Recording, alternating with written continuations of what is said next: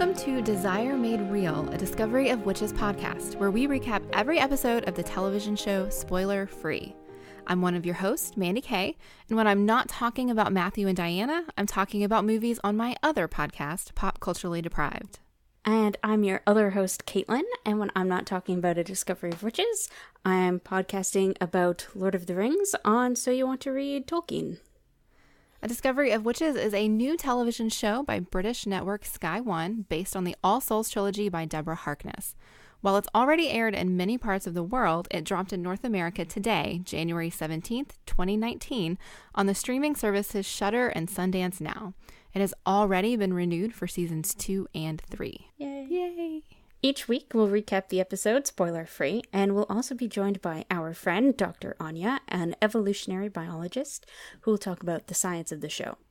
We'll also include a segment at the end to discuss the books, how well the adaptation works, and we will likely dive into some spoilers there, but don't worry, we'll give you plenty of warning before we get there. Episode 1 was directed by Juan Carlos Medina and written by Kate Brooke. And I did just want to mention that most of the writers and directors on this series are women, and most, if not all, of the producers are women. And I really like that about this show, and I feel like you can really tell that about the show too. Yeah, I think it's really great to take something that's had so much hype built up around it and have like a writer's room and producers that are just full of women and not a bunch of old white men. Yeah. And I think some of the, like a good chunk of the higher up crew, like the director of photography and that sort of thing, are also women. That's fantastic. I didn't actually look that stuff up, so I'm really glad you did. Sure, looked it up. Yep, didn't just sort of find it on social media. I put work into that. Absolutely, of course you did. Yeah. All right, well, let's dive right into the episode, which was fantastic, by the way.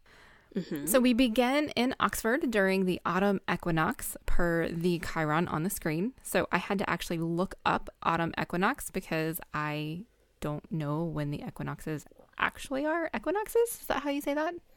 I think in our North American accents, we usually say equinox, but the British accents I'll say equinox. Interesting.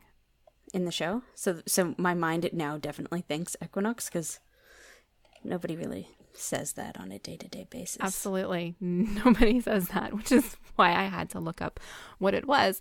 And it turns out it's generally called the September equinox, and it is the moment when the sun appears to cross the celestial equator heading southward. So due to differences between the calendar year and the tropical year, the September equinox can occur at any time from the 21st to the 24th day of September.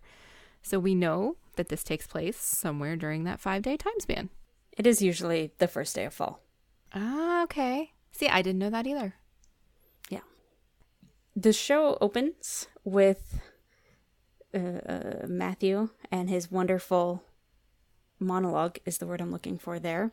That starts off with "Once the world was full of wonders," and goes on from there. And then he does mention that his father used to say, "In every ending, there is a new beginning."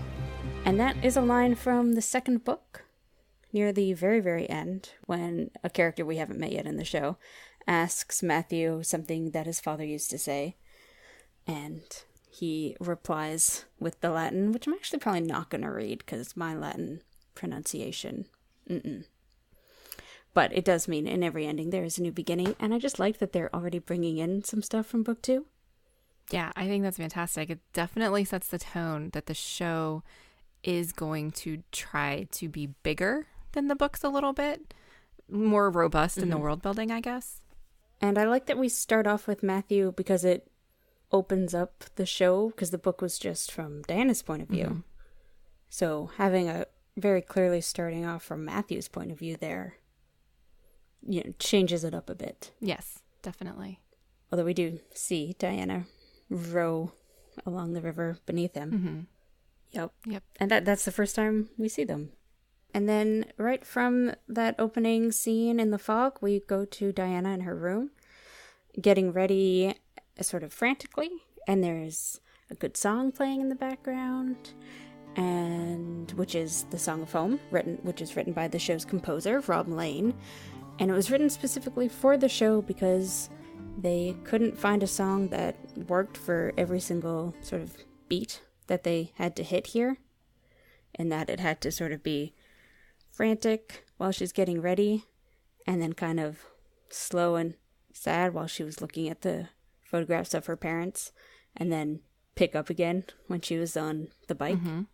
So Rob Lane wrote it very quickly, which is why it's also not a full song. It is just what we get in the show, which is a little annoying when you're listening to it on the soundtrack, because I kind of wanted that full 3-minute song. But it is only that. Yeah. 1 minute. I was listening to it thinking, wow, this is a really good song. I want to know what it is. And so I pulled out my cell phone and I did the Shazam thing to find it, and was astonished to find that it was called Ashmole 782. So, of course, it was written just for the show. And like you, I absolutely wish that we had the full song, because it's such a teaser because it is so good. Yeah. It's exactly my like taste in music too, mm-hmm. which is really nice for me. But if anyone wants to know more about Rob Lane and how he composed all the music, I do recommend giving a listen to another podcast, the All Souls podcast, I think it's called. Mm-hmm. Yes. Where they interviewed Rob Lane, and it's really great and really clear to see that Rob Lane loves what he does and is just a big old nerd about music, and it's great. Yeah, we'll go ahead and put a link to that episode in the show notes so you don't have to search for it. So then Diana's on her bike going through the wonderful, adorable streets of Oxford. Makes Caitlin very much miss England, but that's fine. And we see her do magic for the first time. Because, surprise, surprise, Diana's a witch. I actually really like this moment, because not only does it show us that she's a witch, it shows us that she's a reluctant witch, or, I don't want to say incapable, but what's another word that's like incapable? Unpracticed? Unpracticed. I like that, because she gets off her bike and she drops her papers, and it's windy outside, so they just fly everywhere, and she immediately panics and just yells, "Stop." And they magically order themselves into this neat little pile. And you can see this look on her face of sheer relief that she didn't lose her work, but also panic because she just accidentally did magic in public. Mm-hmm. And her acting there is just beautiful because you can see all of that. And she said one word, "Stop."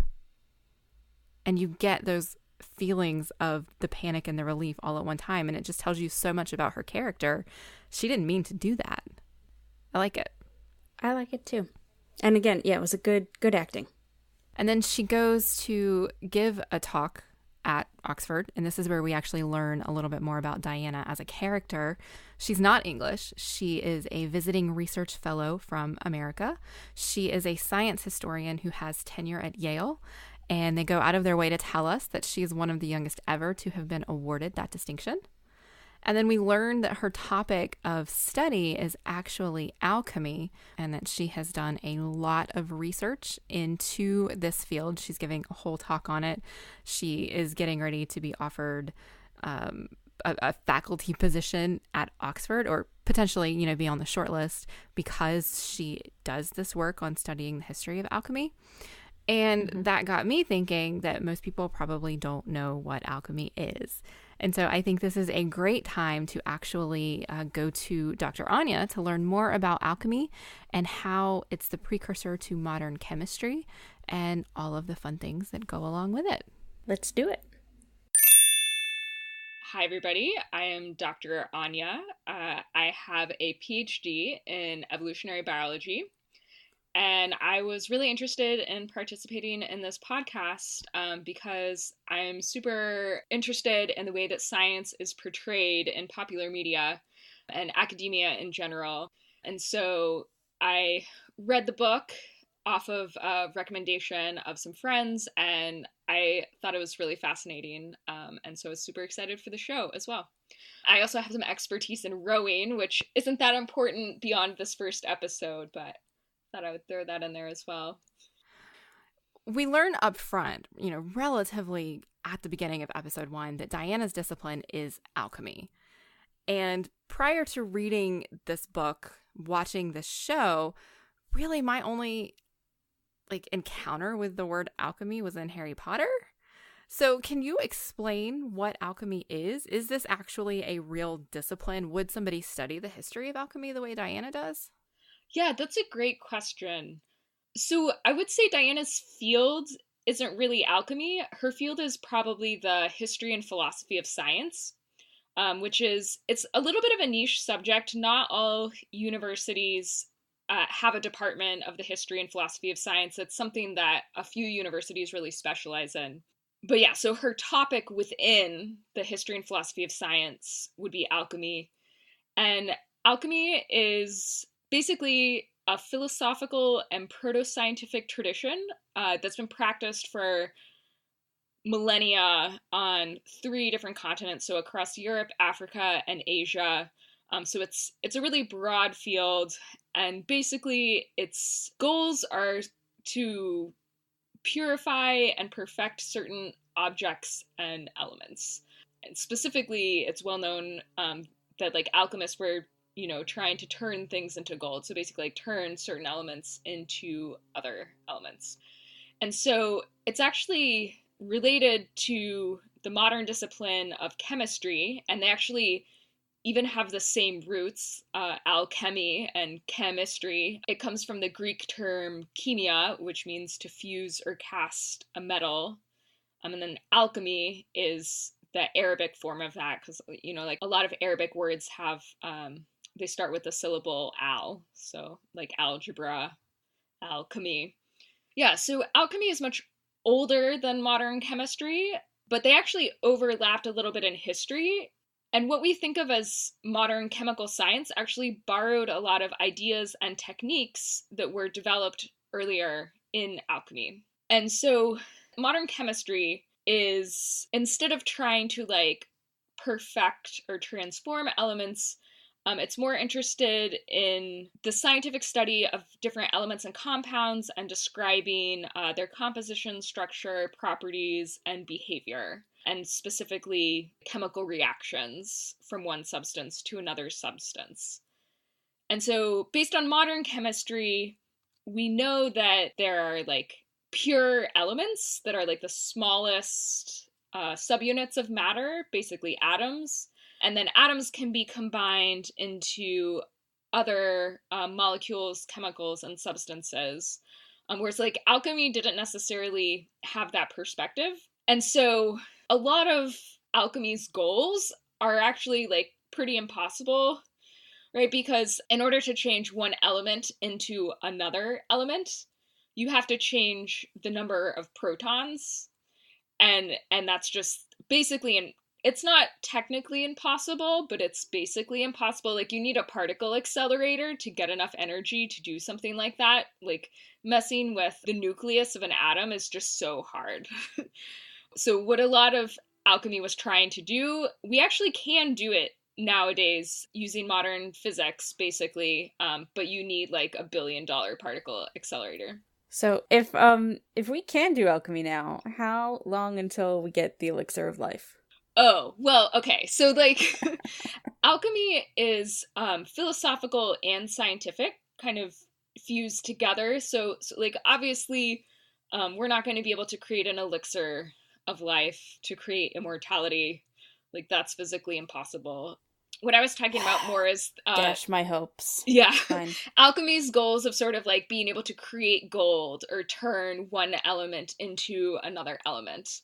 We can kind of do that. It's very expensive and energetically costly.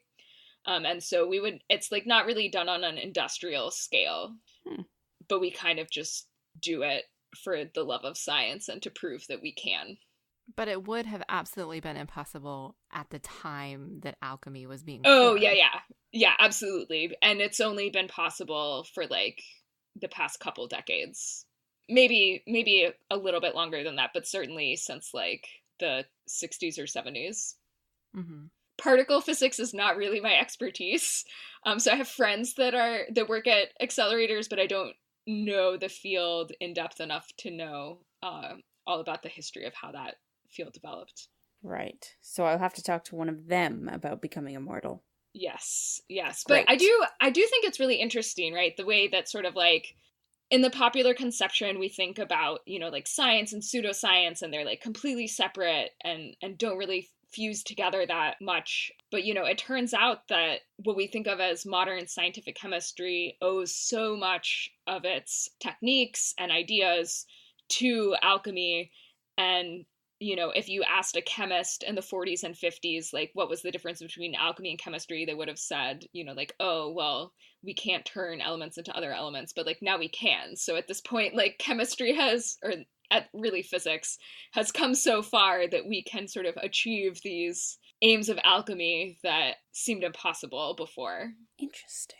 Yeah, and so there's actually a Smithsonian article that you guys can link in the show notes that talks about the sort of resurgence of history of science scholarship regarding alchemy that happened in the 1980s.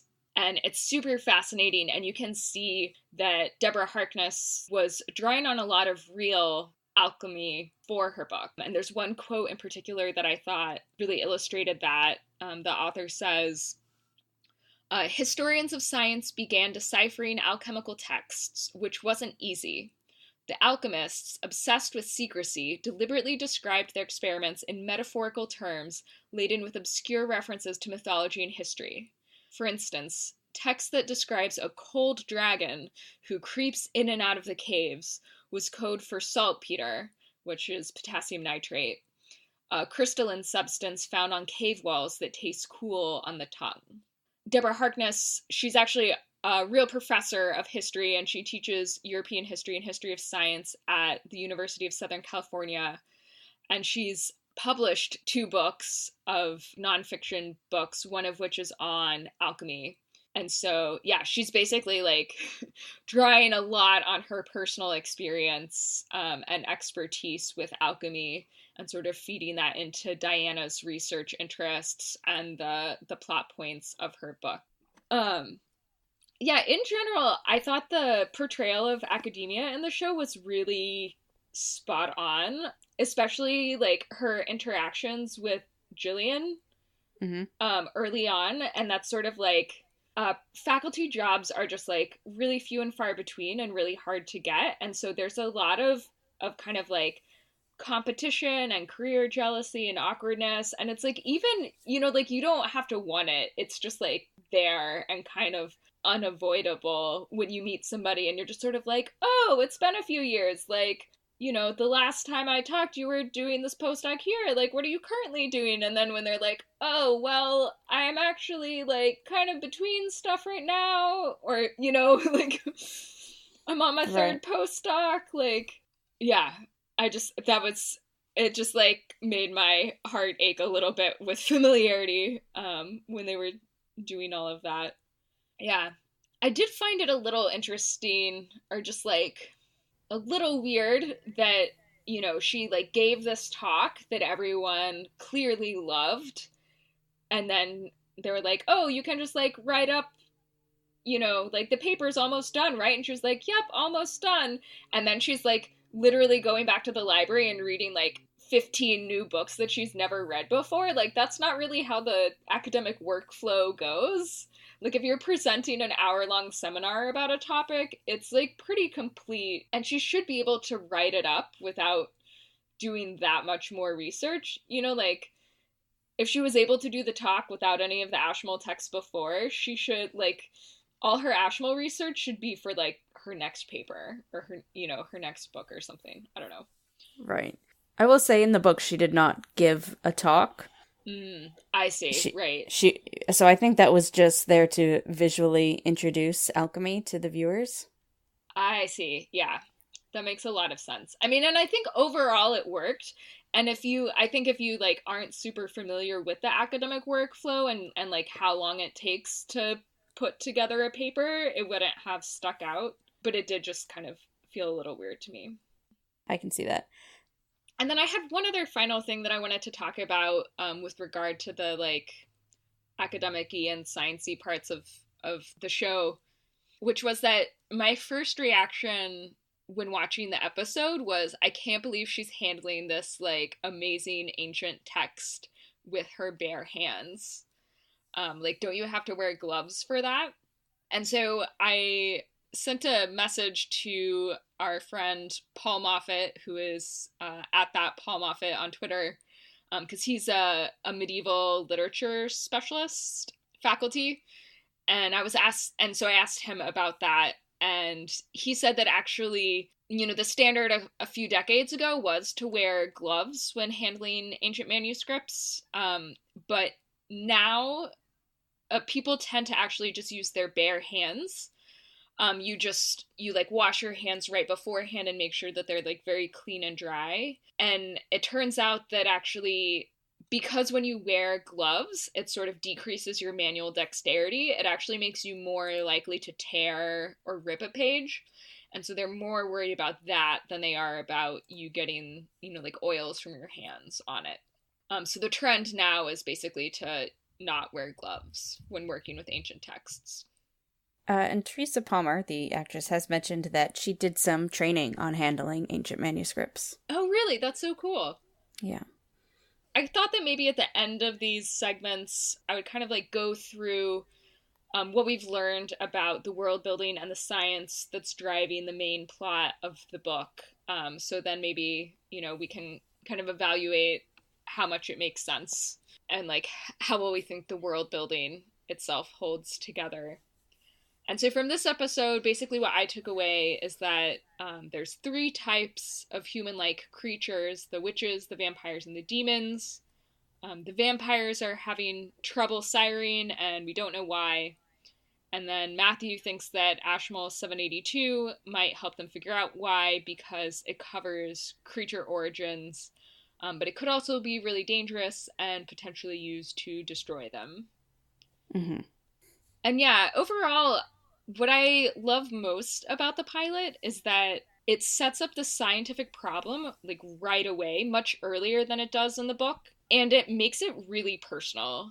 So the scene with Marcus and Matthew talking in the cafe was one of my favorite parts of the episode, especially that line from Marcus where he says, "His last moments were ugly, confused, and desperate, and he didn't know why.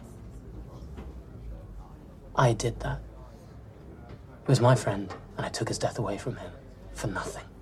I was just like, oh, God, Marcus, you make me feel so much. Like I can't even imagine like how horrible and guilty he must be feeling in that moment. And I like that they're tackling this problem scientifically. That's what Matthew is trying to do, but also they are giving us that emotion behind it. Mm-hmm. Right at the end of the first episode, we're already sucked in trying to figure out this mystery alongside of them. Yeah, I think the TV show is handling it much better than the book did. But also, like, I think it's always easier to do it better when you're, like, the second pass at it, right? Because, like, the first time you're just trying to create the story, and then the TV show can say, like, okay, knowing everything that we know now, like, how can we structure it in the most compelling way? So, like, I don't mean that as shade against Deborah Harkness at all. I just think it's, like, the TV show is structured in a more compelling way. Right. So before we say goodbye to you this week, Dr. Anya, is there anything else that's not science related that you just want to make sure that we talk about? I just want to say that I am super impressed with Teresa's rowing technique. One of the curses of being a former rower, or I guess current rower as well, although that's not my status, is that like every time you go to the gym and you see someone on the rowing machine, like usually they have no idea what they're doing, and it just like hurts almost physically to watch them. And so, I mean, obviously like they have a good budget and they can afford to get her a nice trainer and stuff, but I was just sort of like, ooh, I wonder how good her technique is going to be. And I was quite impressed. And then the other thing that I wanted to talk about, and actually I'm curious to hear your guys' thoughts on sort of as we move forward. It's really hard for me not to see this book as a reaction to the Twilight series by Stephenie Meyer. And particularly in this episode, sort of like the way that Matthew is stalking Diana and craving her, it feels like it's taking a lot of the themes and elements of Twilight and then kind of like tweaking them a little bit to make it better. I mean, in my opinion, better. Right. And yeah, because it seems like he's stalking her, creeping around her room, in a way, similar way to how Edward does with Bella, but like he has a much better motivation. It's like not just about a creepy romance, right? Like she has a book that he wants for other reasons. It has nothing to do with her as a potential romantic partner. He's just stalking her because she's the person who has the thing that he wants. And the craving kind of like comes later. So I genuinely don't think this book would have gotten published if Twilight hadn't already existed, because it was published in 2011. Mm-hmm. The book took place in 2009, so it was probably mostly written in 2009, so it was probably picked up by whatever publisher in 2010, which all that is like right in the middle of when the Twilight movies were coming out and anything vampire could sell. Now, do I think that they stand on their own? Absolutely. Oh yeah, I totally agree. Yeah, I do think that you can very much see the influence, not only in the show, but the book also. Like, there's a bit where in the book that stuck with me from the first time that I read it in 2012 or whatever it was, where Diana describes Matthew as sparkling. Wait, really? Oh my God. Like he's not actually sparkling. I think she's talking about his smile or something like that. And I'm just like, why would you make that word choice? Why would an editor not be like, maybe no? But so it is heavily influenced by it. Like there's no way around that because it was so heavy in culture at the time. Yeah. Yeah. And I think I really see it as more sort of like looking at Twilight, seeing it as like a flawed work that was like obviously super compelling to a lot of people and saying like, okay, I think I can take the like attractive parts of this and like the reasons why people like it, and I think I can make it like less problematic and more interesting and like throw a bunch of history and like stuff that I'm really interested in it. And I think, you know, I mean, obviously this is episode 1, but like largely I think she was pretty successful at it. Although obviously like I will talk more about some of my issues with the way she incorporated the evolution sort of as the show progresses. I think obviously she has a lot more experience in history, and so the way she incorporated history was much more successful than the way she incorporated evolution. But, you know, not knowing what happens in the second and third book, I'm actually really curious to see how that goes. No comment. Well, thanks for stopping by my lab, and I'll see you guys next week. Well, thanks very much to our friend, Dr. Anya, for our first lesson in the actual science behind the show, and we can look forward to more from her in future episodes. And we briefly touched on it while we were talking to Anya, but I wanted to ask you, Mandy, what your exposure to alchemy has been before, either in pop culture or anything really. Like, what did you know about alchemy before going into this? Well, I had no idea that it was actually the precursor to modern science, that it had, like, our scientific method and our science today has roots in alchemy. I had no idea. I always thought alchemy was just fantasy. Not fantasy, because I knew people actually studied it, but it was the endeavor of finding something that was fantastical and didn't exist. You know, because in Harry Potter, they talk about alchemy being, you know, searching for the Philosopher's Stone and immortality. And I've always known that alchemy is the search of trying to turn things into gold, which I know we've never actually done. If we did, gold would be pervasive. And those things to me just seem absolutely fantasy. So to me, alchemy was fiction that people were pursuing. Does that make sense? Yep. What about you? So I feel like 10, 15 years ago or so, alchemy was really popular in every form of pop culture that I was consuming. And I was just exposed to it a lot. And I think when we were talking to Anya, you mentioned that you'd only really come across it in Harry Potter. And I was just surprised about that because I had come across it in so many things. I think even at this point, if you Google like the first law of alchemy, you will get equivalent exchange, which is not real alchemy at all. That's from Full Metal Alchemist. Okay. Even though I've definitely seen people quote it as like a real thing. I'm like, no, that's fake. Oh, interesting. Yeah. Yeah, if I have come across it in fiction before, it would have been a very small piece of the work and not something that was so integral to it the way it was in A Discovery of Witches, or even the way it was in Harry Potter, because Nicholas Flamel ended up being a name that everybody associates with the Harry Potter world. I was shocked to discover he's an actual real person. Yeah. You know? So yeah, if it was in other stuff that I've experienced, I'd just forgotten about it. It just has not been pervasive for me. And so that's part of why this show and these books are so fascinating to me. Interesting. That was all. I was just curious about alchemy in your life because it has been such a big part of mine, strangely. Yeah. I'd be curious to know if our listeners had the same experience of alchemy that you have in other fictional works, or if they are coming to it as relatively fresh as I am. I would also be curious. Okay. So this is also where we meet Gillian for the first time. Yes. I love how they cast her. Louise Brealey from Sherlock, obviously, is fabulous, and she did a really good job in this role. I also really enjoy how throughout this episode and other episodes, they have somehow always have Gillian in different clothes, but it is the same outfit. I laughed when I read that in your notes, but then I thought about it and realized you are absolutely 100% correct. I don't even know how they did it. It's uncanny. Yeah. I even one point she's wearing a shirt that I swear was the exact same spotted blouse she was wearing earlier, except one of them was dogs and not spots. But I had to look really closely to pick that up.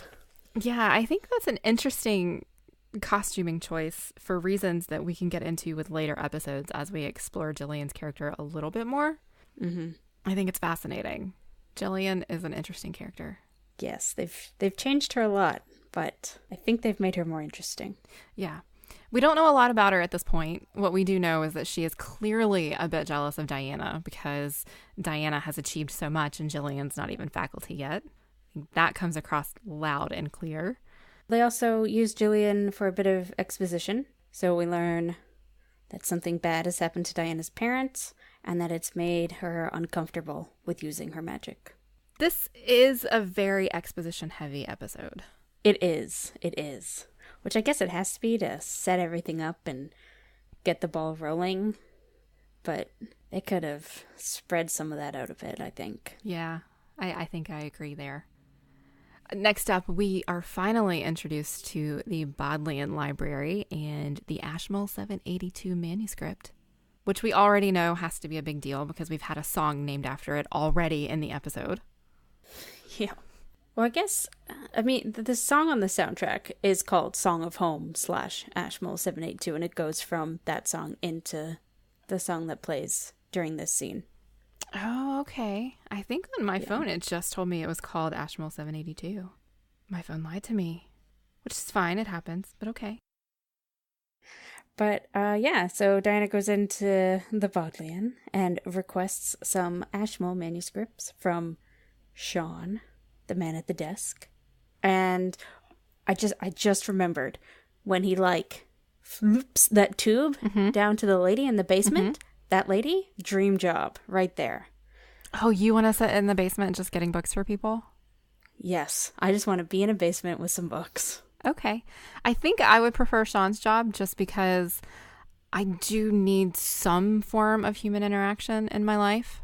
I've discovered that sitting by myself for days on end is really not a healthy way for Mandy to live. Interesting. I'm sure she's not locked down there. She does get to leave. I assume I'm sure she gets to leave, but if she's anything like me, when she leaves work, she goes home by herself and doesn't talk to anybody when she's there either.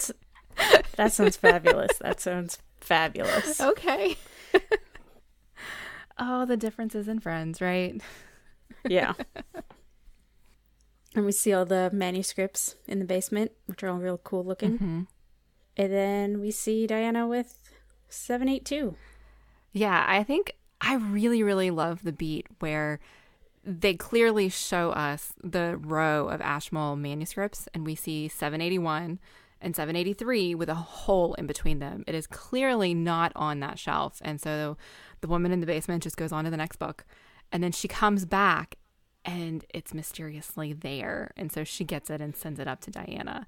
Yeah, that was really and good. it's just setting up this mystery of this book. What is this book? Why is this book special? I like it. It's very, very well done. This whole scene is very well done. So what do we know about the real Ashmole 782? Well, it is a real manuscript that was donated by Elias Ashmole, and it is actually missing. Ashmole 782 was originally donated to the Bodleian Library at Oxford University in 1858 as part of Elias Ashmole's extensive book, coin, and natural object collection. It was designated Object 782 in the collection and bore the same description that we see in the show, Anthropologia, or a treatise containing a short description of man in two parts, the first anatomical, the second psychological.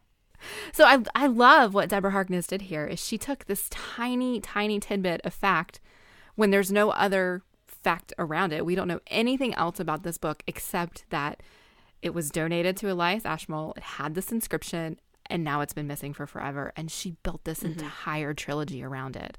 How awesome is that? That is awesome. And I have it in my head. So, okay, so I've seen Deborah Harkness. Like, I went to a book signing when the third book came out. So this was some years ago. But I have it in my head that she, like, looked for the book herself. You know, like, was at, like, requested it, or, you know what I mean? Right. Like, noticed that it was missing on her own. I could be making that up. Yeah, no, And I then, just like, don't, I don't know. So if that's true, that's awesome. And I'm not saying that she was, like, the first person to notice it was missing. I'm saying that she was there and she tried to find it and it didn't work. And that, like, stuck with her. And she has admitted that it's probably just a weird clerical error. And that's why it's missing, not magic. Right. But that's how I remember what she said. Yeah. But again, this was, like, 6 years ago. So Has it been that long since the third book came maybe out? 5 years ago? 2012 or 2013. Yeah. Wow. Yeah. Okay. So then Diana gets Ashmole 782 and she opens it and the world is immediately affected. She's completely oblivious to it, of course, and she focuses just on that manuscript. Even when the lights go out in the library, she basically just kind of looks around like, that's weird, and then goes back to the book. She notices there's hidden text that begins flowing across the page before it flows into her hands, and she tries to stop it by pressing her hands into the book, and then the book burns her. And it's just from start to finish, like, so much is happening with almost no dialogue whatsoever. Actually, I think there might be no dialogue here. It's just us seeing what is happening as Diana interacts with the book and the cuts back and forth between what's happening at the Bodleian to what's happening with Matthew and Miriam and Jillian. It's fantastic. Matthew and Miriam have some dialogue, but that's it. And I do find it, like, only some of the lights go out. Like, the little lamps go out, but at one point Diana does pull one of the lights closer to the book so she can see the words better. Yeah, so it looked like all of the overhead lights in the library went out, but all of the table lamps stayed on. I love that there is selective light magic. Hey, maybe Whatever. they have different power sources? I don't know. Or the magic knew that Diana was going to need to be able to read the book. Yeah. I like that version. I also enjoyed that everybody just stayed in their seats. Like, their lights went out, but they were like, oh, whatever. It's fine. Yeah, that's true. I don't think I thought about that because I was so busy focusing on, like, the point of the scene that I didn't notice. But you're right. Nobody else gets up. Yeah. I do love this scene, though. Like, the really intense music, the cutting to Matthew and Miriam and them talking about how they can feel something. And, like, this is a really important scene. And basically 3 seasons of television are dependent on this scene. So, and I think they did a good job of making it stand out. Absolutely. I like the juxtaposition between Diana's obliviousness and Matthew and Miriam's like intensity of feeling behind something is happening because Diana opened this book. It's wonderful juxtaposition there. Yeah. It also just makes sense because in the books, well, just in the book after this, people just sort of start showing up. And this explains why people start showing up. Like, because other people have felt it. Right. I was bothered a little bit by Jillian's reaction, though, but only because the cinematography doesn't match the tone of the rest of the show. They made her look like something out of a horror film by keeping it so dark. You couldn't even really see her face, just her outline, and then the jerky way that she was like standing up and moving. Yeah, she kind of looks like a zombie. Yes. Or something. Like, it was really weird. It was really weird, and it felt out of place. And I think that's the only thing in that whole scene that I didn't think was well done. Mm-hmm. And then Diana shoves the book shut and gives it back to good old Sean. And then she runs out of the library. Yeah. And bumps into a man who we recognize from the photograph she was staring at earlier. Mm-hmm. And thinks she sees her dad, which I actually really love that scene. Again, just for the foreshadowing that's involved there. I guess no spoilers, so that's all. Remind me, do we know yet that her parents are dead at this point in the episode? This is hard for me because I knew going in, right. But I don't think so. Because she had the conversation with Jillian that kind of expressed something happened to her parents, but we don't know what. Yeah, so it's not we don't know what. Super clear because we don't find out that her parents were murdered until later in the episode when she's with Sean. Yeah. So I think at this point, for anybody who had never seen it, it wouldn't really feel like foreshadowing. It would just be weird. Yeah. But I agree. I think it was lovely foreshadowing, and it was a great reaction from Diana to just kind of continue to put her off kilter after what she had just experienced with the book. Mm-hmm. Yes. And she looks off kilter during this whole scene. Mm-hmm. And then Matthew sort of comes running up and sees her for the first time. And Jillian comes running out and mentions that the humans didn't feel it, thus telling Matthew that these two are not humans. Right. In his eavesdropping. And now Matthew has a new research subject. And Diana runs off very flustered. Yeah, I think Diana doesn't even say anything to Jillian at this point, does she? Because she's so flustered about seeing her dad that she just looks at Jillian and then turns around and runs away. So yeah, Jillian must have been left very confused at that point. Oh, and Jillian mentions something about the Ashmole manuscript, which Matthew overhears. So that's important too. Oh, you're right. Yeah. Yep. So many little details that, God, if you miss just a tiny little thing, then wow. Okay. And then we have a big cut to a completely different scene. And we meet Marcus, except we don't know his name is Marcus right away. Yeah. I think it's fantastic. We are 15 minutes into the episode and we are finally actually seeing a vampire on screen when we know he's a vampire. I guess. But that opening scene with Matthew in the fog on the bridge, obviously he's a vampire. I mean, I think everybody knows he's a vampire, especially with the marketing and stuff leading up to the show. But they haven't told us that before. Yeah, that's fair. Even the phone call between Miriam and Matthew about the book is something, our blood is reacting to something. In traditional vampire folklore, you wouldn't expect that to be a vampire because you don't really think about vampires having blood so much that's living and can react, I guess. I don't know. Maybe I'm just reading way too much into it, but that's how I felt watching it. We're 15 minutes in and we're finally actually seeing a vampire for sure. That's true. I do think this scene of him trying to save his friend, if I was just flipping around on TV and I saw that scene, that would drag me in. And it's one of the few in this first episode that would. Oh, I absolutely agree. I think there's more action in these 2 minutes than we've definitely seen leading up to it, for sure. Mm-hmm. I love Edward Bluemel. He is fabulous as Marcus, and he's just he does a really good job of looking like a cute little puppy dog, but also like a 400-year-old vampire. Yeah, he nails it. He absolutely nails it. And I like that they have Marcus here fail at his siring attempt, or making a vampire attempt, because that was just something talked about kind of in the background in the books, and giving this problem to Marcus sort of brings it into the main plot and the main characters, and like a problem they need to solve, and not just vaguely something that's happening in the world. Right. And we finally also get to see how important Ashmole 782 really is, because Matthew has been looking for it for centuries.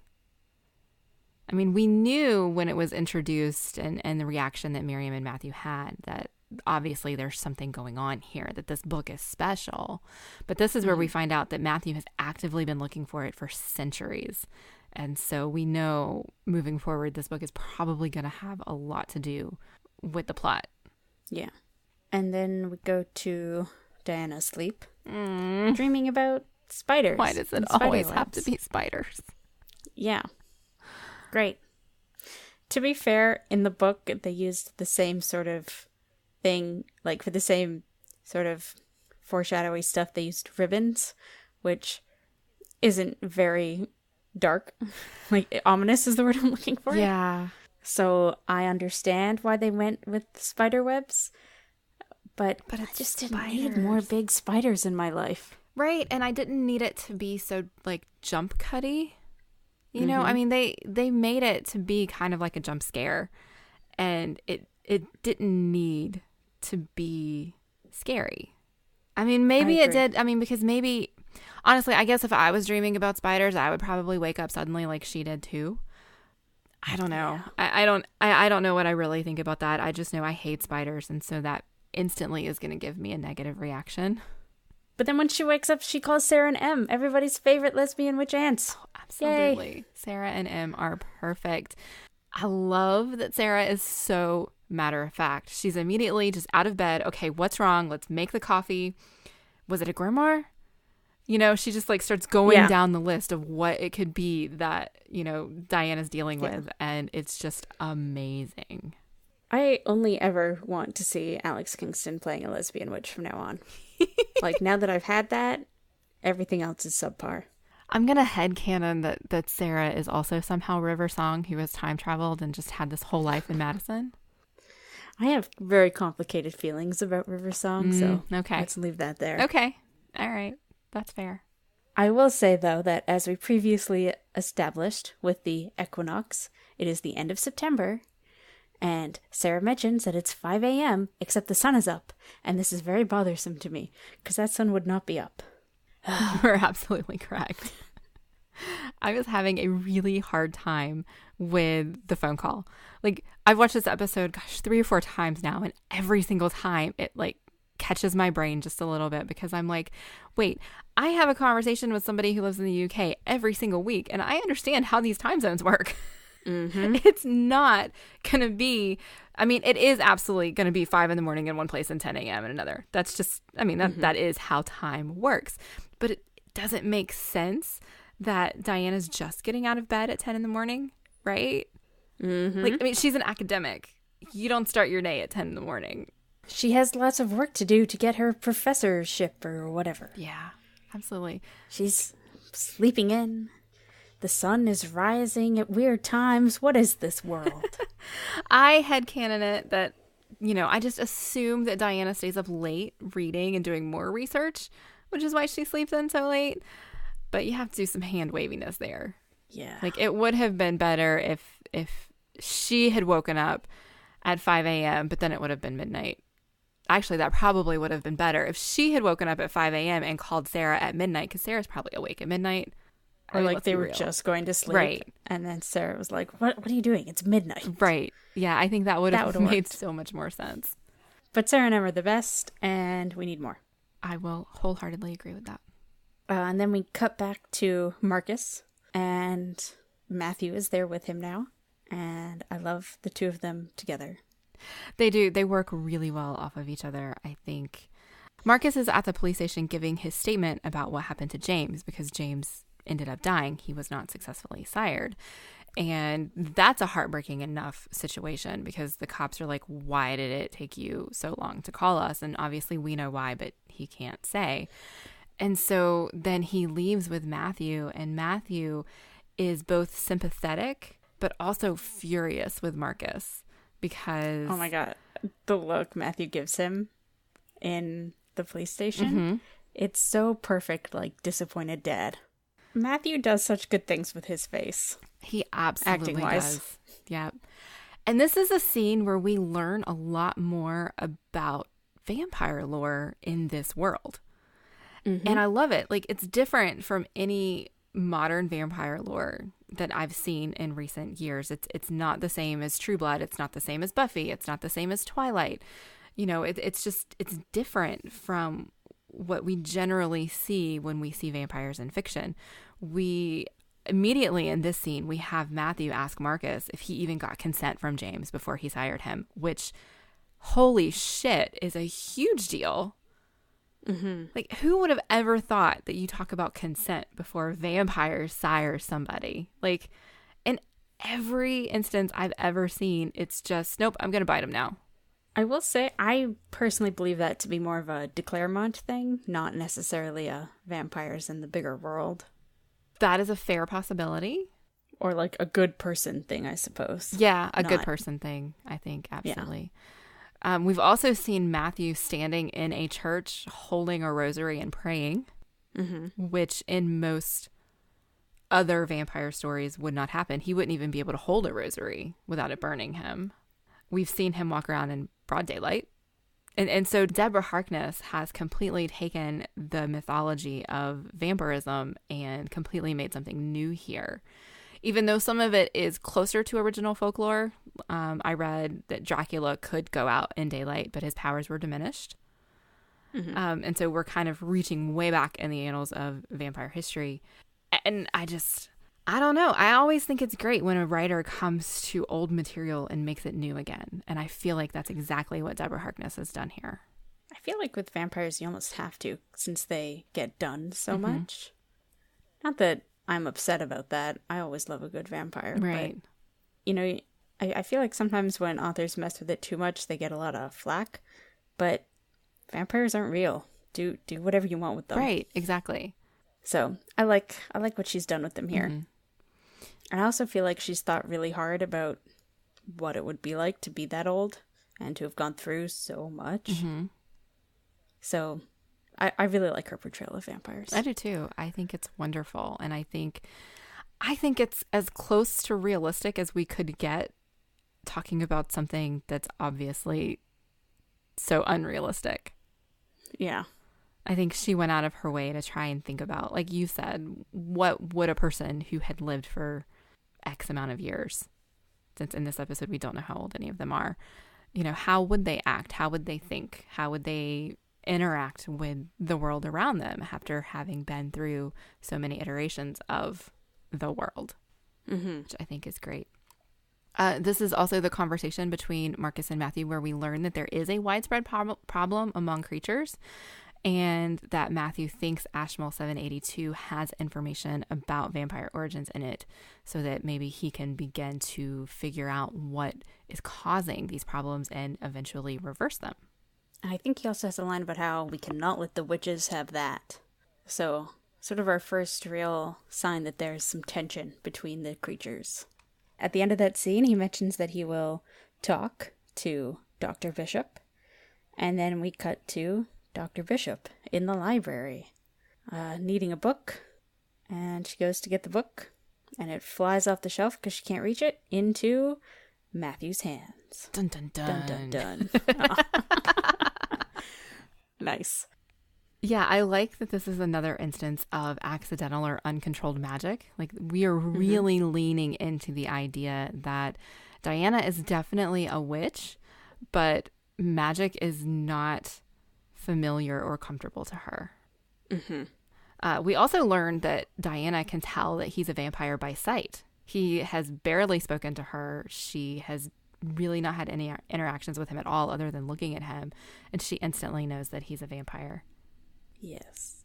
I also feel like Matthew Matthew the character, not Matthew the actor, that's fun, is like purposefully deciding to pitch his voice lower here and be more intimidating. Oh, see, okay. I did not pick up on that in this scene. I did on a later scene, but not in this one. Or at least maybe not intimidating, but like, I feel like Vampire Matthew, again, obviously all of this is an actor choice, but I feel like it comes from, you know what I'm saying, is like trying to seem mysterious and vampire-y, which to me is hilarious just because as we get to know Matthew throughout the series, he's kind of a nerd. Did you just call Matthew a nerd? He is, though. He's like, can you imagine being this, however old, as we learn later, vampire, and like, yes, I work at Oxford, I'm a professor. Like, come on. He's a nerd. No, I do not disagree at all. I just don't think I've ever heard anybody characterize him that way, and I love it. I am pretty sure there's a point in the books where even Diana calls him an old fuddy-duddy. Oh, yeah, I think yes, you're probably right. exactly. That's fantastic. Matthew's a nerd. We really have not seen that aspect of him in this show. No, that's yet. true. I like it. We do, however, know that he is a professor of biochemistry. Mm-hmm. And I really wish that in our conversation with Anya that I had asked really what the differences between evolutionary biology and biochemistry are. There was just this like brief second where I was going to offer a guess, but I had nothing. So let's just move on. Yeah. All right, dear listeners, if you know the difference between evolutionary biology and biochemistry, please let us know using the hashtag #DesireMadeReal. The music that plays here is repeated later in a completely different way, and it's really well done, and I liked it a lot because it's done in kind of a different pitch that's slower and more romantic, but is still the same sort of song that's here, and it's really good. When you say later on, do you mean later in this episode or in a later episode? I mean in episode 2. Oh, in episode 2. Okay, that's why you're being cryptic. Yes. See, you pay more attention to the music than I do, so yeah. I've also, I've listened to the soundtrack, and I will sometimes when I'm at work just put these on in the background. So I have watched them so many times. Okay. So then when we talk about episode 2, you're going to have to point it out and be like, this is the Jillian song I was talking about. Not the Jillian song, sorry, the library song. Oh, the library song. Yeah, okay. Library song.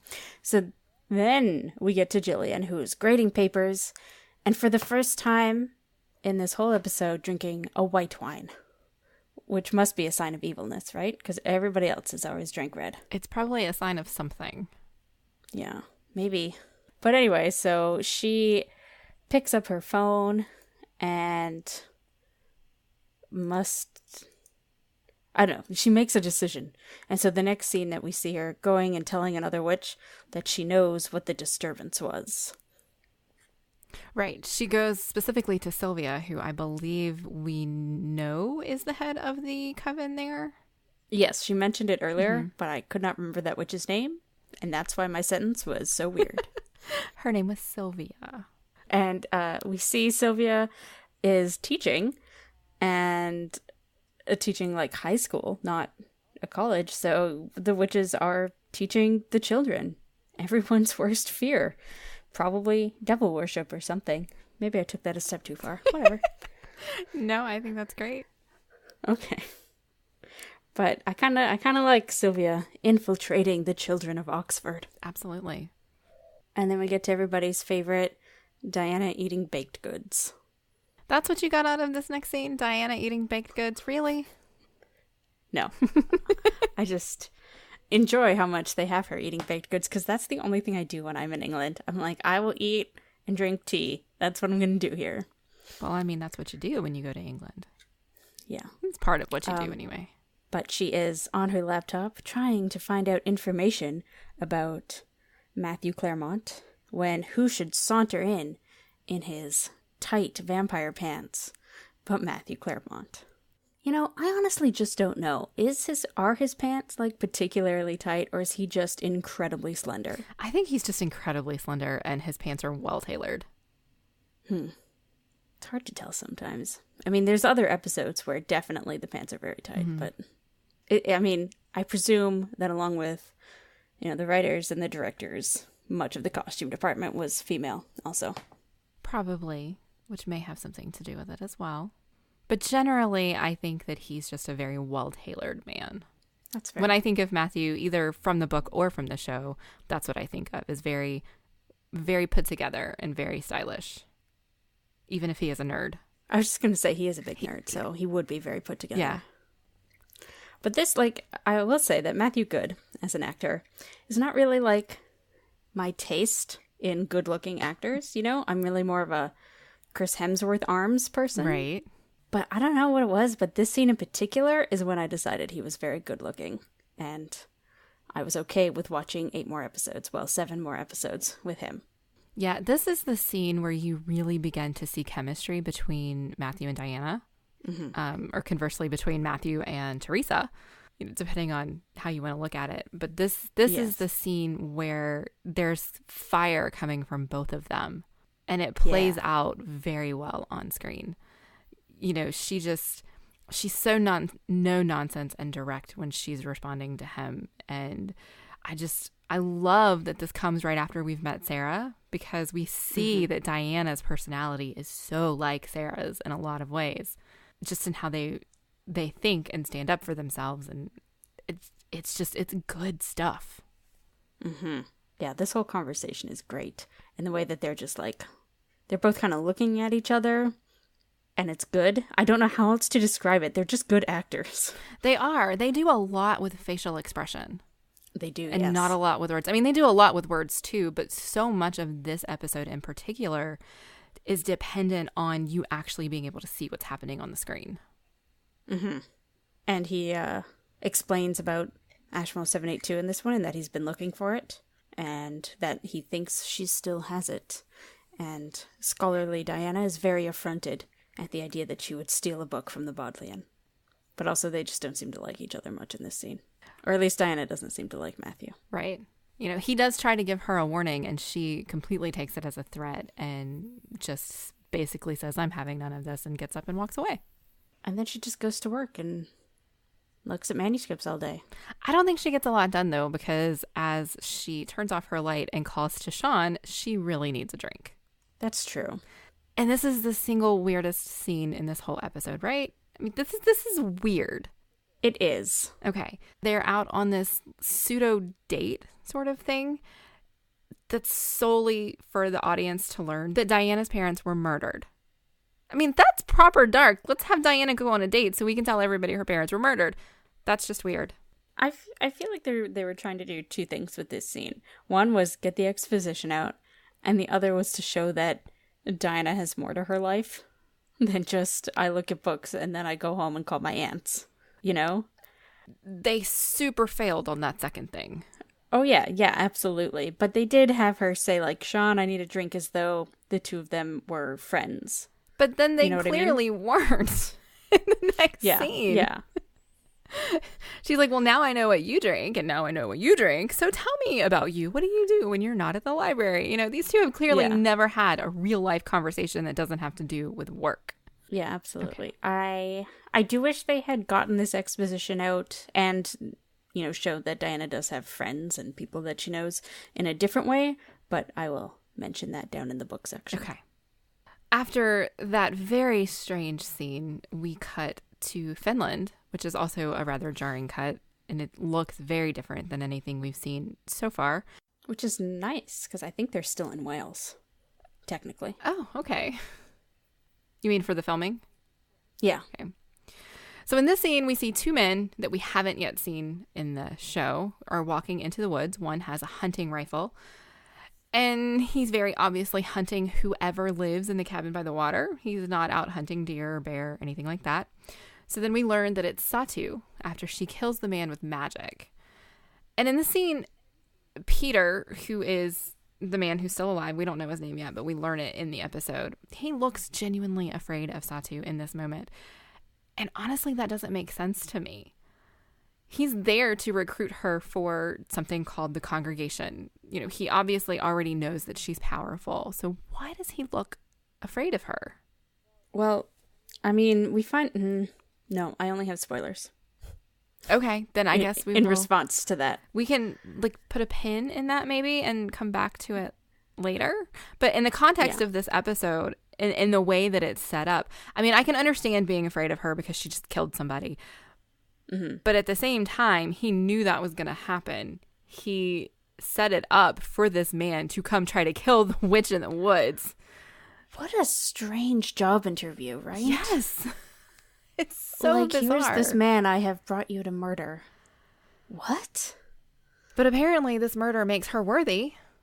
And so she's going to be sworn into something called the congregation, which sounds very ominous. I do, on a sort of a separate note, like how they've sort of set Satu up as a foil for Diana. Mm-hmm. Like, this is the first time we've seen her, and she's obviously super into her magic. You know, is very powerful, uses it very specifically, and has good control over it. And, like you said, Peter is shocked at how much magic she has. Mm-hmm. Yeah. And, you know, so far we know Diana has magic, but that she's really worried about it, doesn't like using it, has very little control over it right now. Yeah, you're absolutely right. I think Diana and Satu are the only two witches that we see use magic in this episode, aren't they? Yes. I had not considered that, but that is a fantastic choice on the part of the show's writers. Yes. Especially for super spoiler reasons. Yes. And then we learn all about creature bigotry in this world. Everybody loves some good bigotry. Ugh. Yeah, I mean, we've already kind of had hints of it because Matthew and Miriam were talking about the book and not wanting the witches to get it. So there's a hint there that all is not well in creature relations. Mm-hmm. But then we get Jillian, and God, the utter look of disgust on her face whenever she comes up to Diana and is like, "You were talking to a vampire." Yeah. And Diana's immediately like, "Yeah, it's fine. He read my book, whatever." Mm-hmm. And Jillian is just like, "No, they hate us, and we hate them." Yeah, it's enough to actually make me almost dislike the actress for doing such a good job there.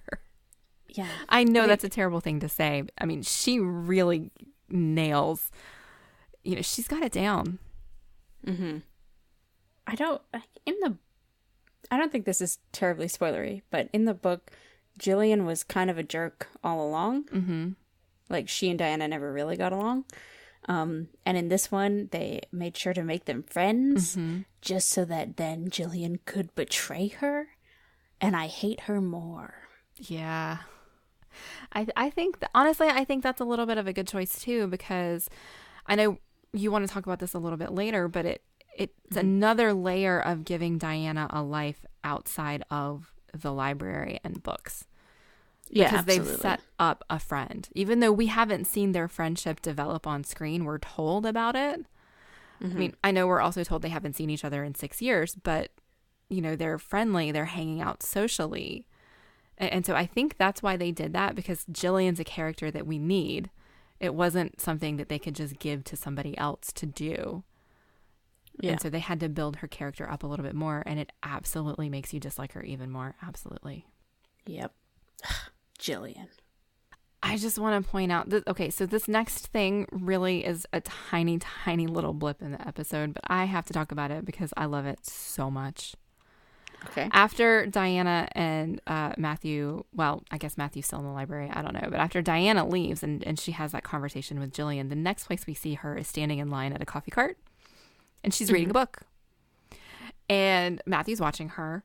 But what happens is Diana is so engrossed in her book, she doesn't notice that the line is moving. And so people go around her, and she's just standing in the middle of the square reading a book with no people around her, because suddenly there's no line, because she's just so into this book that she's reading. And that is a character beat that I absolutely adore. As someone who has been reading on a bus before and then looked up and not knowing where I was, because I went straight past my stop, having no idea about it. I can feel her on this one. I also choose personally to feel that Matthew watching this is when he first started to feel some affection for her. You know, as more than just the crazy witch who can get my book. Like, this is a human person, or a witch, whatever, you know, who has a personality that he appreciates. Right. I absolutely think that he thought it was adorable. Yeah, exactly. Yeah, adorable. That's a good one. Then we cut to Diana, who is moving into rowing. She is very into physical fitness, for sure. Matthew is watching her. And while she's rowing, he takes this opportunity to go through her rooms and search her stuff looking for the book, which is a gross invasion of privacy. But on my third rewatch, I noticed that the walls in her rooms are painted blue. Oh my God, the blue in this show. There's so much blue. I don't think Diana owns any clothes that aren't blue. Sometimes, in later episodes, she wears gray. Yes. That is very close to blue. Yeah, because a lot of grays are definitely bluish in tone. Absolutely. Mm-hmm. The other thing that I did notice in this scene where Matthew is going through her stuff is that this is the third time that we have seen the photograph of Diana's parents, and it's the third time that that photograph has been in a different place. The first time it wasn't in a frame. Diana was just holding it, looking at it before she went to the lecture that we saw earlier. Then after she woke up from her nightmare, it was framed on her bedside table. And in this scene, it's still in the frame, but it's stored in her dresser drawer. I don't know what any of that means. I just find it fascinating. I mean, she is just moving in, so I guess she would move things around. But putting it back to the dresser drawer is a little bit odd. Yeah.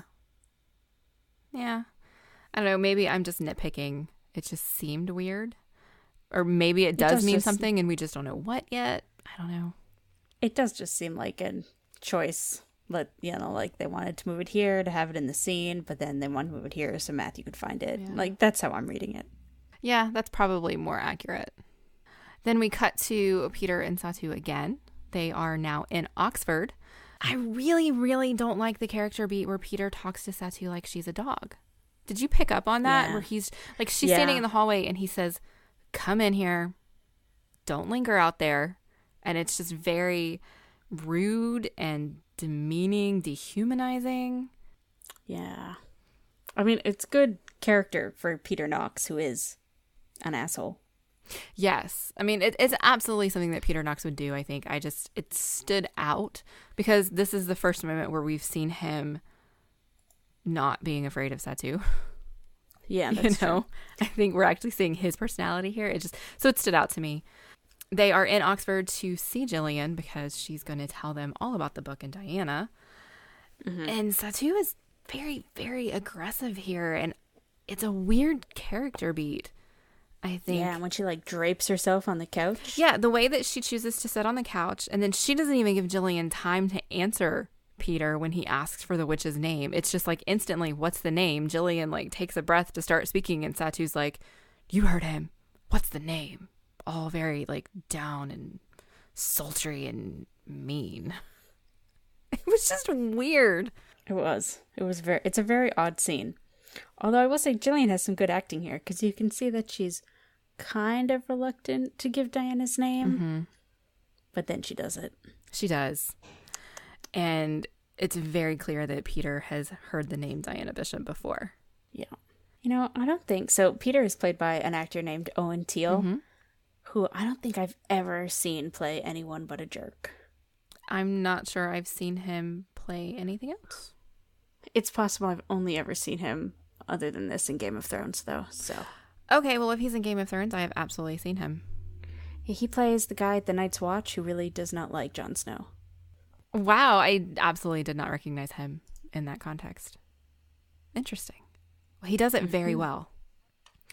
And then we cut back to, I think, the final scene, really. Matthew and Diana again. Matthew has finished searching the rooms, and Diana is still out rowing, so he's waiting for her, and he tries really, really hard to intimidate her in this moment by asking, "Do you really think it's safe down here in the dark?" Which is a really scary thing to hear from Matthew once you know he's a vampire. Again, because I've read the books and I do know that he is just a big nerd, it still just felt to me like, oh, Matthew's trying to be intimidating. Yeah, I guess. But that's because I have context. Right. I can see where other people wouldn't feel that way. I think at this point, if your only context is this episode, then absolutely he's scary here. And he only gets scarier before the scene is over. And so I really have to give Diana like mad props because she's standing up to him. She knows exactly who he is and what he's capable of. And she's not playing his game at all. She's just like, if I am lying, what are you going to do? Are you going to rip my head off to get the truth out of me? And she just flat out says, I don't have your book, which obviously she doesn't. But she doesn't care why he wants it. She doesn't care why it's important. All she knows is that she had it. She doesn't have it anymore. End of story. Leave me alone. You know, that's where she is. And I think she does it so well. And this scene shows a piece of her personality that I think is vital to her character. And that is that Diana, even though she can appear to be, I don't want to use the word nerdy because that's what we've been using to describe Matthew, but she's very much a historian, a researcher who is only in her books. And typically, or even stereotypically, that kind of person is going to be meek and shy and very mild. And Diana is none of those things. And they're telling us up front in this episode, she is going to stand up for herself and she's not putting up with any of your crap. Yeah, I think that's good because, again, in the book, there's lots of opportunity when she's describing her childhood and blah, blah, and her school and how she got to where she is in her career. How you can see that she's very tenacious, that she goes after what she wants. And she's not shy or stereotypically bookish or whatever. So I like that they've found other ways to put it in. Yep. And then we end the episode with Matthew picking up her jacket that has fallen on the ground and smelling it, which is kind of a weird beat. And then suddenly he is absolutely 100% a predator and she is his prey. And he acknowledges it and you can see how close he is to that edge of losing control. And he's trying so desperately to hold it together and he just tells her to walk past him slowly. No sudden moves, don't run, but go, get away from here. And I like this scene just because it shows this is the first scene where we've actually seen a vampire be predatory. We haven't seen that leading up until this. We've seen lots of conversation. We've seen lots of science. We've seen Marcus, while he is trying to sire someone, he's doing it out of compassion and love of his friend. So we haven't seen this predatory, like rage-inducing, I have to have you, this like lustful, I want to kill you kind of, what's the word I'm looking for, emotion almost out of a vampire, which is something that you expect. And so I'm glad we get it in the first episode, but I almost wish that we got more of it because it does feel like it comes a little bit out of left field. Yeah, I didn't really like this scene at all. But I also don't know how else they would have done it to get that point across. So, I don't know, it is what it is. It does feel way out of left field and weird, and it's not in the book at all. And okay, I was going to ask, because it's been a while since I've read the book, and it feels like something that would have been in the book. It's not. Okay. Yeah, I don't know how else they could have done it differently either. And so I think I can move past the out of left fieldness to appreciate what they're trying to do with the story here, because they're trying to tell us something about vampires and how they really are. They're not just these scientific nerds who are sad when their friends die. Yeah. I guess for me what it is this scene comes across as kind of campy almost. And the rest of the episode has not been campy. Okay. Or at least has not been trying to be campy. Right. I think it doesn't cross the campy line for me because Matthew Good is just so good in this scene. God, that pun was not intended. Matthew Good saves a lot of, because he is such a good actor. Yeah. Oh my God. This is going to be hard to do in this show. Yeah. Yeah, the way that he just holds his face, and there's so much strain happening while he is absolutely not moving. I don't know how he does it. Yeah, me neither. Well, I guess it's his job, so. Definitely not mine. Yeah. But he does sell it, but it's still, I don't know, it doesn't really do anything for me. So that takes us through the whole episode, kind of the beat by beat. But we do definitely want to have some more general conversation and talk about our favorite parts. And one thing I really want to talk about is just kind of how subtle this episode is. There's no introduction of a big bad. At this point, all we know is that this world has vampires and witches. Something is causing vampire sirens to fail, and both vampires and witches want this mysterious book. If my mom hadn't already read the books, this episode was not going to grab her attention. Honestly, I'm still not sure that it will. It's very much a slow burn. It is not bombastic at all. We're just going to give you this world and you take it as slowly as we give it to you. Yeah, I don't mind it, possibly because I've read the books, but also I do like the underlying building mystery, building tension stuff. Mm-hmm. But I don't know if it would grab me at all. Like I said, only that one scene I thought was really kind of like audience grabbing. Right. If you weren't like, oh, I want to see how they do this and how they do this and that sort of thing. So, I don't know. As a fan of the book, I really liked this episode and I loved all the casting and that sort of thing. But if I hadn't read the book, I don't know how I would feel about it because you're right. Yeah, I think I was almost disappointed by the first episode the first time I saw it. Mm-hmm. I had already committed to doing this podcast with you, though, so there was no way I was not going to watch the rest of them. And gosh, by episode 3, I was completely all in and completely invested. But for a television show pilot or premiere, I guess it wasn't a pilot because they filmed everything all at once. For a premiere, it was very lackluster. Yeah, it had a couple of really good tension scenes. Mm-hmm. But then it was just kind of like, what is the plot? Yeah. But again, the book was like that too. Mm-hmm. Oh my God, the book was like that. Oh yeah. I remember being 10 chapters in or something ridiculous and being like, why am I still reading this? Like, every single time I would read it, I'd be like, why? Do I care? I don't know, but I kept reading it. Yeah. And then all of a sudden I was like, oh, hey, plot. Yeah. I think now that I've seen all 8 episodes, and now I've seen this one multiple times, I absolutely love it. Like every moment of this episode, I really do love. I mean, there are probably some things I would change. We've talked about a few things that we thought were weird. Mm-hmm. But overall, I think it's fantastic. It just, on the first watch, I don't know that a ton of people, especially if they're not already fans of this world, would be grabbed by it. But I really hope that new audiences kind of follow the rule where you don't judge an entire series based on the first episode. Like, you have to give it 2 or 3 episodes or 4 or 5 before you really decide if you're in it. See, the thing is, it's already been confirmed for seasons 2 or 3, so whatever. Okay, that's fair. More new viewers. Doesn't matter. That's fair. Things I absolutely love about this episode. Mm-hmm. Marcus's despair at failing to sire James. Yes. He has this line where he shows so much compassion, and it just tears at my heart every time.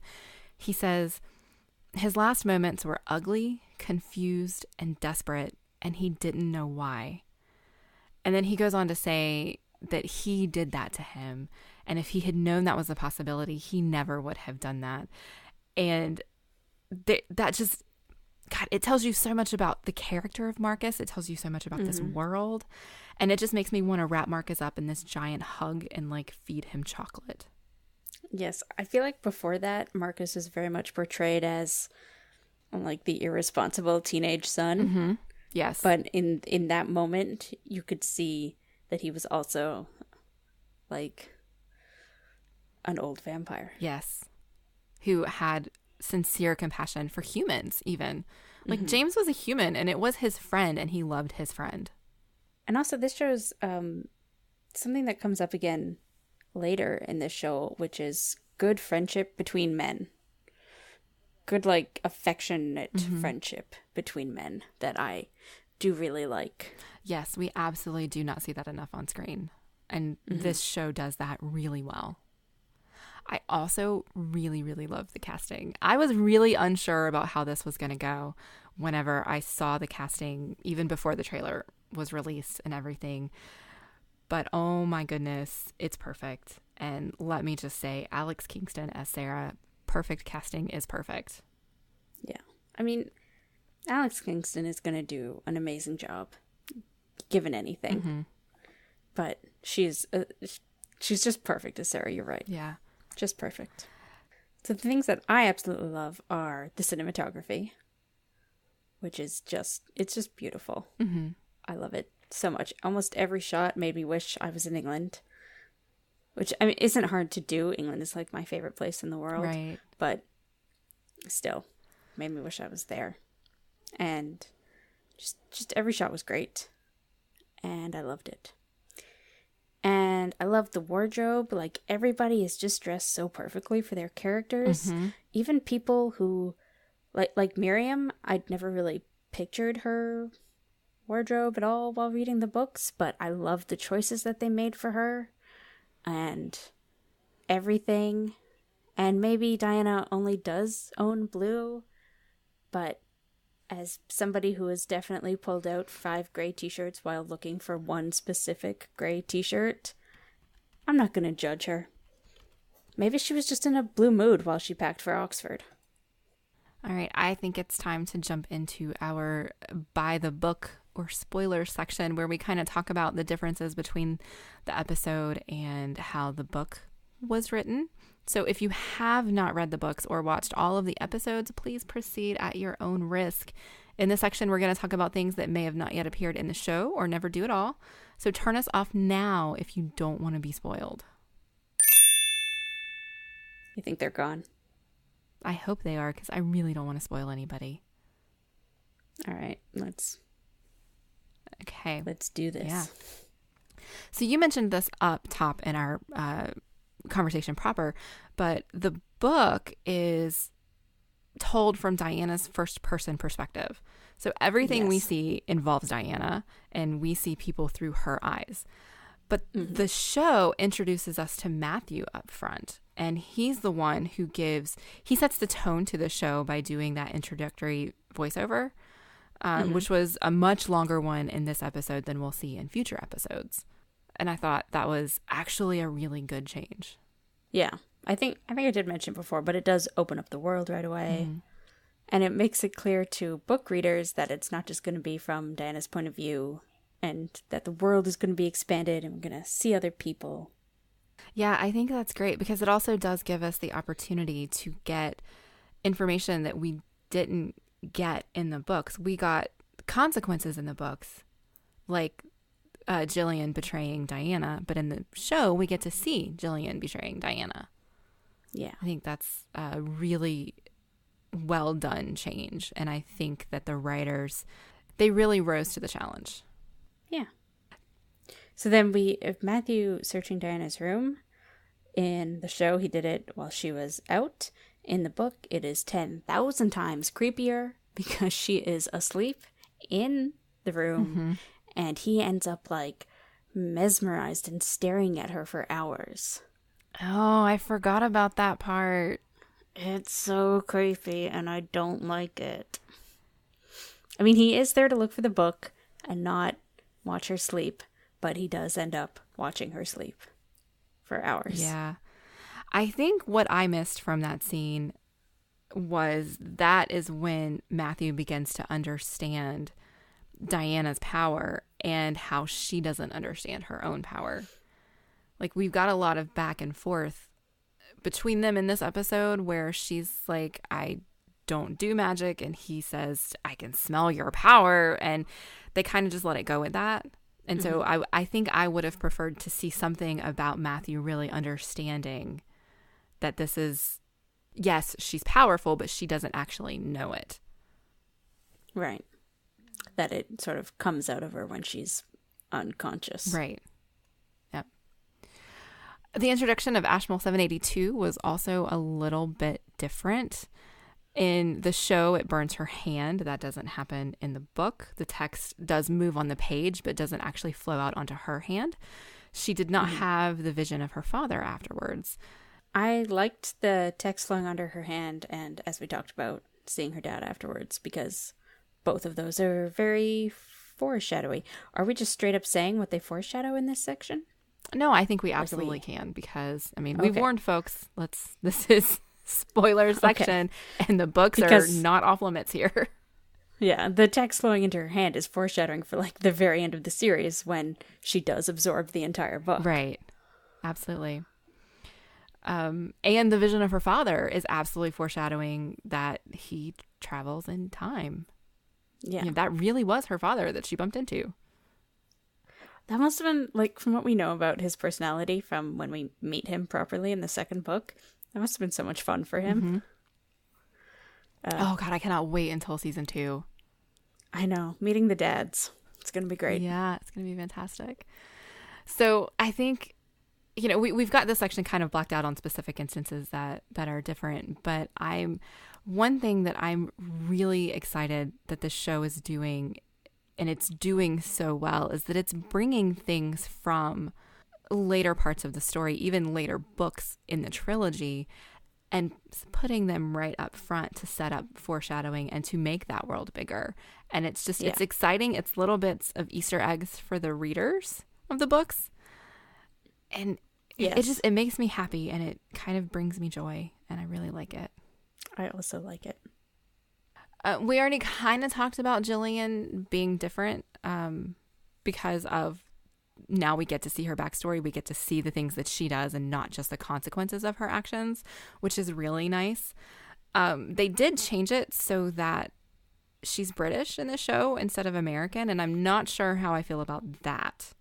I have no memory of her being American. Okay. And I literally read the book like a couple weeks ago. Okay. Maybe it's not as big a deal as I am imagining it being. I am also really bad at, I don't know if I actually skip character descriptions so much as I read them and immediately forget them and picture whatever I want. So. Well, I think it's fair to say Jillian has a much larger role in the show than she did in the book, which I do like, but it also means that the writers got to do a lot of stuff that they just wanted to do with her. Maybe the actress couldn't do an American accent.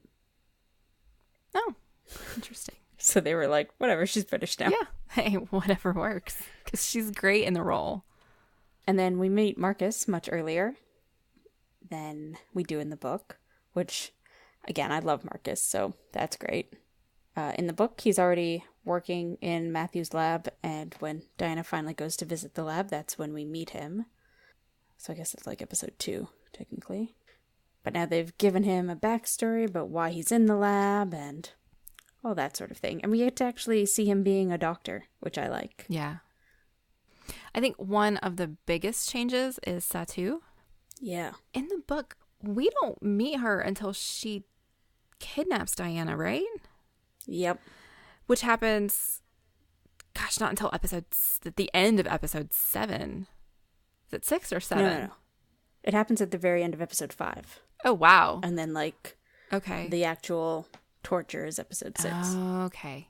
You're right. And so meeting her up front, seeing how she's recruited by Peter, kind of learning more about her personality up front, I think is a wonderful change. I don't fault them for this at all. It was weird to me the first time I saw it. I was like, what is she doing here? But I think it's really, really well done. Yeah. I feel like in the books, she becomes important at the very end of book 3, and we only ever really saw her with the kidnapping and then in that moment. So I like that they're showing her more so that when she is important at the end, it's going to be a bigger punch, I think. Yeah. But besides that, this whole scene where we meet her makes no world building sense to me. What is this fire? Is it just regular fire? Is it witch fire? What's the difference? Like, we know that witch fire is rare and rarely hasn't been seen in hundreds of years. So we can think that this isn't witch fire, but then what is it? And then the ground starts to fall away. Like, what is she doing there? Yeah, the ground falling away is weird to me. Like, where did he go? Did she just bury him alive? That I don't know. I think, to me, the fire is more reminiscent of, so like in later episodes when we see Diana finally learning how to control her magic and she lights all of the jack-o'-lanterns. I feel like it's that kind of magical fire, just on a grander scale, because Sachi is powerful. Okay, you're right. The books do talk about witches being able to light candles, and that has nothing to do with witch fire. Right. Okay, I'd forgotten about that. And she does say that she has more of an edge because it is the equinox. Right. So I'm thinking that probably she can't normally do that level of fire. Maybe. I feel a lot better about it now. Thank you. Okay. I'm glad. And then, so I sort of talked about this earlier, but the scene with Sean, which obviously was not in the books, I really wish they'd done this somehow with her talking to her actual best friend in the books, Chris. Because I think they could have gotten that out. It wouldn't have been weird with Sean. And then we also would have met Chris, who does have a role in the third book. It makes me wonder if we're even going to meet Chris in the third book. It makes me wonder too. But I hope so, because I love when Miriam shows up and takes over his lab. Right? Chris is just like, okay, sure. Yeah. It's so good. Yeah. So we'll just have to wait until season 3 to see what happens there. Yeah. And then my other sort of problem change, or at least I have a problem with it, is how they've introduced Peter Knox. Like, I like it, and that he seems creepy and like an asshole. But in the books, we kind of hear about him as like somebody who his job with the congregation was to work with the human police to cover up any supernatural crimes and murders and that sort of thing, and so that humans don't learn about witches and vampires and demons. And through that, we learn about vampire murders that are happening, meaning vampires killing humans, not vampires being murdered. Right. Anyways, in London, and that he's sort of helping to hush all that up. And that is big foreshadowing for the big bad in book 3. So I wonder if all of this foreshadowing for book 3 that we're not getting right now, that we would expect to get because 1, it was in the book, and 2, they've set up some other foreshadowing. I wonder if they're planning on doing some of that in season 2. Because there's a lot that happens to characters in season 2 that we don't see happen in book 2. And so they might be planning on doing something there. That's what I figure, especially since when they filmed all this, they didn't know if they were getting a season 2 and 3. So why set it up if you're not going to do it? And I guess it would probably be easy enough to work into season 2. I just missed it, I suppose, or I noticed it. Right. No, absolutely, because it is a character dynamic for Peter Knox that helps understand some of what drives him that we don't get, especially even with just episode 1, but throughout all of season 1, all we know that's driving Peter Knox is his hatred of the vampires. And his wanting to control the bishop women. Yes. But I guess coupled with that, him being this sort of police liaison and investigating these murders shows how he would meet Benjamin and get involved with him. Yeah. As it was Benjamin doing the murdering. Right. Yeah. Who we haven't met yet. Yeah. Okay. I think that wraps it all up. I think it does. We'd love to know what you think of Matthew and Diana so far. Please use #DesireMadeReal to join our conversation on Twitter. I'm Caitlin, and you can find me at my other show, A Command of Her Own, or on Twitter at InferiorCaitlin. And I am Mandy Kay, and you can find this show and all of the other Eloquent Gushing shows at eloquentgushing.com. We're also on Twitter, Facebook, and Instagram at Eloquent Gushing, and you can give me a shout out over on Twitter at Mandy Kay. Join us next week as we talk about episode 2, where Matthew goes hunting in Scotland. Until we meet again, remember that with every ending, there is a new beginning.